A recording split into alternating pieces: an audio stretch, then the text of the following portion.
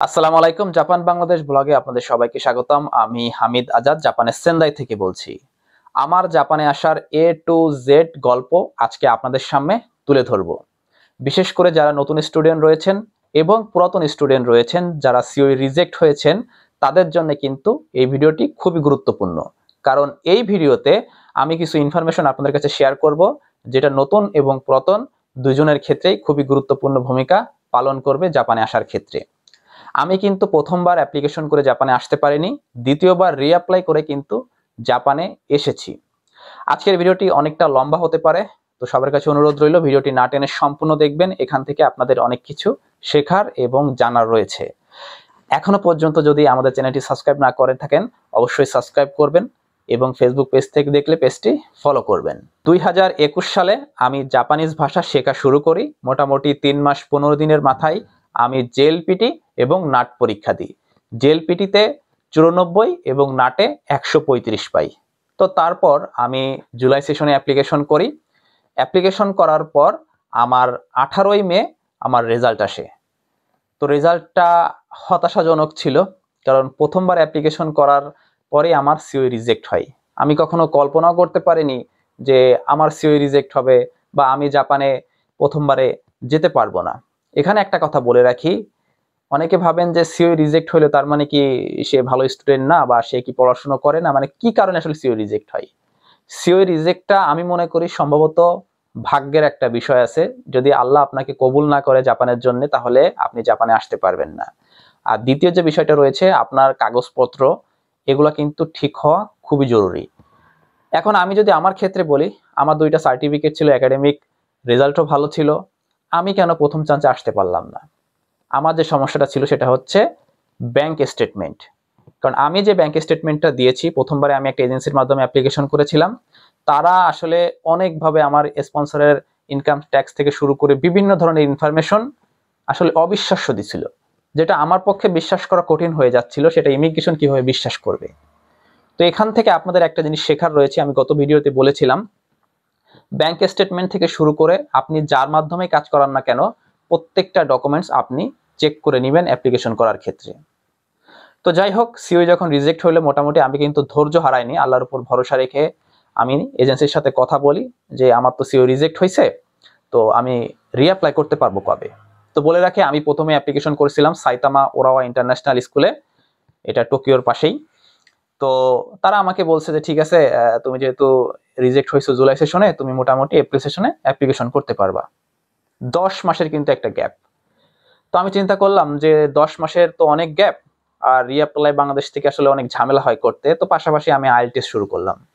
তো আইএলটিএস করলাম, আর এই যে জাপানের ক্ষেত্রে আমি মোটামুটি সবসময় তাদেরকে বলতে লাগলাম এজেন্সিকে যে আমাকে রিঅ্যাপ্লাই করে দেন। তো তাদের সাথে দেখা করলাম এপ্রিলে।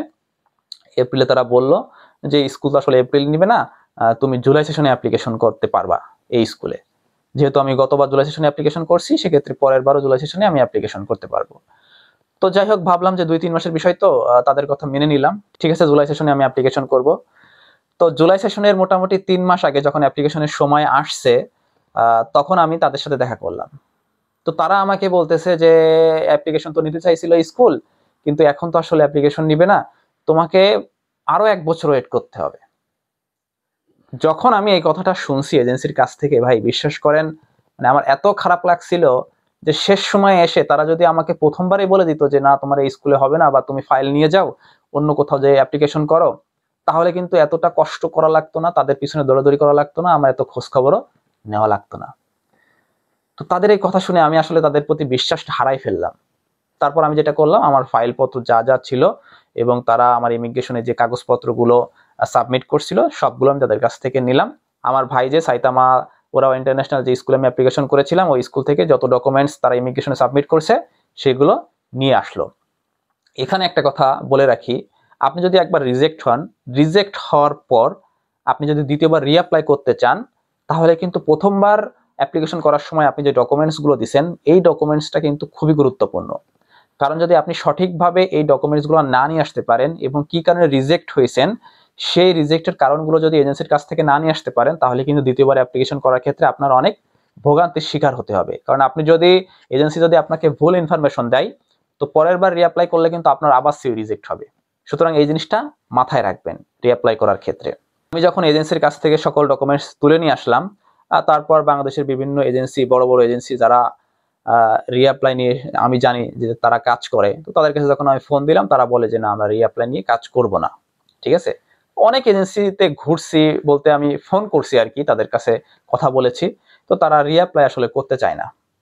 আপনারা যাদেরকে সাজেস্ট করেন আমি দেখি তো মাঝে মাঝে, তাদের কাছে আমি ফোন দিয়েছি, বাট তারা রিঅ্যাপ্লাই নিয়ে কাজ করে না। আমি কিন্তু আইএলটিএস প্রায় শেষ পর্যায়ে আমার চলে আসছিল। তো একটা জিনিস কি, মানে আমি কিন্তু জাপান নিয়ে মোটামুটি 2015 সাল থেকে ঘাটাঘাটি করি। যেহেতু আমার ভাই ভাবি এখানে থাকে, সেক্ষেত্রে জাপানের প্রতি আমার অন্যরকম একটা টান। বিশেষ করে আমি 14-15 সাল থেকে যেহেতু আমি জাপান নিয়ে ঘাটাঘাটি করি, তো যদিও আমি আইএলটিএস করতেছিলাম, অন্য দেশের স্বপ্ন দেখতেছিলাম, বাট কেন জানি মানে জাপানের প্রতি আমার টান কখনো কমে নাই।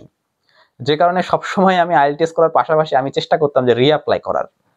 তো যাই হোক, একটা স্যারের কাছে আমি গেলাম, যাওয়ার পর তিনি বিভিন্ন এজেন্সির কথা আমাকে বললো, বাট প্রথমবার চেষ্টা করলাম, বাট তারা নিতে চাচ্ছিল না ফাইল। তো সেই স্যার আরেকটা পরামর্শ আমাকে দিল যে বাংলাদেশে এমন একটা স্কুল আসে, তবে একটা শর্ত আছে এখানে, যে তোমাকে সব অরিজিনাল ডকুমেন্ট দিতে হবে। তো আমি সেখানে গেলাম। যাওয়ার পর প্রথমবারে আমি যখন তাদের ওখানে গেলাম, পরীক্ষা দিলাম, মোটামুটি পাস করলাম। কিন্তু তাদের ইন্টারভিউ ওখানে তারা আমাকে যে কথাটা বললো সেটা হচ্ছে, আমার ব্যাংক স্টেটমেন্ট তাদের কাছে পছন্দ হলো না। আমার কিন্তু ব্যাংকে মোটামুটি 19 লক্ষ টাকা ছিল, সেই টাকাটা আমি নিয়ে গেছিলাম, বাট তাদের কাছে পছন্দ হলো না। তারা বললো যে না, এটা আসলে স্বাভাবিক লেনদেন না, এটা অস্বাভাবিক লেনদেন। তো তুমি ঠিক আছে, তুমি পরবর্তী সেশনে আমরা যখন আবার বাংলাদেশে আসবো তখন আসতে পারবো। তো যাই হোক, ধৈর্য ধরলাম, আল্লাহর উপর ভরসা রাখলাম, পাশাপাশি আইএলটিএস করতেছিলাম। তো যাই হোক, পরের সেশনে আমি গেলাম। যাওয়ার পরে আমি তখন সম্ভবত একটা এফডিআর নিয়ে গেছিলাম, কি সেভিংস অ্যাকাউন্ট মনে হয় নিয়ে গেছিলাম, সেখানে 12 কি 13 লক্ষ টাকা ছিল। তো তারা সেটা দেখে আর কি, আমার সবকিছু ঠিক ছিল দ্বিতীয়বার, বাট তারা কেন জানি আমাকে নিতে চাচ্ছিল না। তো পরবর্তীতে আমি একটা জিনিস জানতে পারলাম যে আমার ভাইয়ের সাথে এই স্কুলের একটা স্যারের একটা মিসআন্ডারস্ট্যান্ডিং হয়েছিল, যে কারণে তারা আমাকে নিতে চায়নি। তো বাংলাদেশে একজন স্যার আছে এই স্কুলের, তিনি আসলে এতটা সহযোগিতা করছে, আমি তার কাছে চিরকৃতজ্ঞ আমার সেই স্যারের প্রতি আর কি। তিনি অত্যন্ত ভালো মনের মানুষ এবং খুব একটা হেল্পফুল। তো যাই হোক, তিনি স্যারকে, প্রিন্সিপাল স্যারকে রিকোয়েস্ট করে আমার ফাইলটা নিয়ে এলো। আর যেহেতু অরিজিনাল ডকুমেন্টস আমাকে দিতে হবে, আর আমার কাছে সব অরিজিনাল ডকুমেন্ট ছিল, সেক্ষেত্রে আমার কাছে ভালো লাগতেছিল যে না, এবার হয়তোবা ইনশাল্লাহ ভালো কিছু হবে। তো তারপর আমি ব্যাংকে, সম্ভবত তারা আমার এই টাকাটা এফডিআর করতে বলছিল। তো আমি করছিলাম 13 লক্ষ সামথিং কত টাকা যেন এফডিআর করছিলাম, এখন সঠিক মনে নেই, অনেক আগের কথা। আমি প্রত্যেকটা ডকুমেন্ট স্যারের কাছে সাবমিট করছি, স্যার স্কুলে সাবমিট করে দিছে। তো মোটামুটি ফাইলপত্র যখন সব আমি দিয়ে দিলাম, দেওয়ার পর তারা আমাকে একটা ডেট দিল যে এই তারিখে তোমার সিওই আসবে। তো আমি একটা জায়গা থেকে আত্মবিশ্বাস পাচ্ছিলাম, যেহেতু আমি অরিজিনাল ডকুমেন্ট দিছি, এখানে কোনো ফেক কোনো কিছু নাই, সবকিছু লিগাল, সেক্ষেত্রে আমার একটা মানে আত্মবিশ্বাস ছিল যে না, এবার হয়তো বা ইনশাল্লাহ সিওই আসবে। তো সিওই যেদিন ডেট দিল, মোটামুটি আলহামদুলিল্লাহ আমার সিওই আসলো, এবং আমাদের সাথে কয়েকজন অ্যাপ্লিকেশন করেছিল, তাদেরও সিওই আসছিল। তো খুব খুশি লাগলো। যাই হোক, সিওই আসার পর আমি তাদের অ্যাকাউন্টে টাকা পাঠিয়ে দিলাম জাপানে টিউশন ফি দেওয়ার পর তারা কিছু কাগজপত্র আমার কাছে পাঠিয়ে দিল, যে কাগজপত্রগুলো আমি দিছিলাম। তো সেটা পাওয়ার পর মোটামুটি 15 কি 20 দিন পর আমি অ্যাম্বাসি ডেট নিলাম। অ্যাম্বাসি ডেট নেওয়ার পর আমি অ্যাম্বাসিতে যে আমার সব ডকুমেন্টস আর কি সাবমিট করলাম। একটা কথা বলে রাখি, আপনারা অনেকে একটা প্রশ্ন করে থাকেন যে অ্যাম্বাসিতে কি আপনার সেভিংস অ্যাকাউন্ট দিলে হবে নাকি এফডিআর দিলে হবে। আপনি সেভিংস অ্যাকাউন্টও দিতে পারেন, এফডিআরও দিতে পারেন, কারণ আমি সম্ভবত 13 লাখ সামথিং কত টাকা আসলে মনে নাই সঠিক, এটা দেখাই কিন্তু আমি অ্যাম্বাসিতে সাবমিট করছিলাম, এটা দেখাইছিলাম, এটা দেখেই কিন্তু ভিসা পাইছি আল্লাহর রহমতে। তো সর্বনিম্ন আপনি যদি 11 লক্ষ টাকা দেখান অ্যাম্বাসিতে, বাংলাদেশ অ্যাম্বাসিতে, তাইলে আপনি ভিসা পাবেন, কোনো সমস্যা হবে না। তো যাই হোক, আমি অ্যাম্বাসিতে গেলাম, আমার 10:30টায় ডেট ছিল। তো আমি মোটামুটি আগেই গেছিলাম, তো আগেই লাইনে দাঁড়াইলাম। দাঁড়ানোর পর ওখানে যে ওয়েট করলাম, ওয়েট করে আমার যখন ডাকলো আমি কাগজপত্রগুলো দিলাম, আমার 2 নম্বর রুমে ডাকছিল। তো কাগজপত্র জমা দিলে তারা আমাকে একটু ওয়েট করতে বলছে। তো আমার একাডেমিক সার্টিফিকেট ভালো ছিল, আল্লাহর রহমতে মার্কস, তারপরে আপনার জাপানিজ ল্যাঙ্গুয়েজে 2টা সার্টিফিকেট ছিল, এবং ব্যাংক স্টেটমেন্ট অরিজিনাল ছিল। আমার একটু আত্মবিশ্বাস ছিল অন্যরকম। যাই হোক, তো আমাকে ওয়েট করতে বললো, তো ওয়েট করলাম মোটামুটি 1 ঘন্টা মনে হয় ওয়েট করছিলাম, সম্ভবত কি কম বেশি হতে পারে। তারপর তারা আমাকে একটা যে রিসিপ্ট দেয় আর কি, একটা পেপার দেয়, সেখানে দেওয়া যে আপনি 7 দিন পরে এসে পাসপোর্ট নিয়ে যাবেন।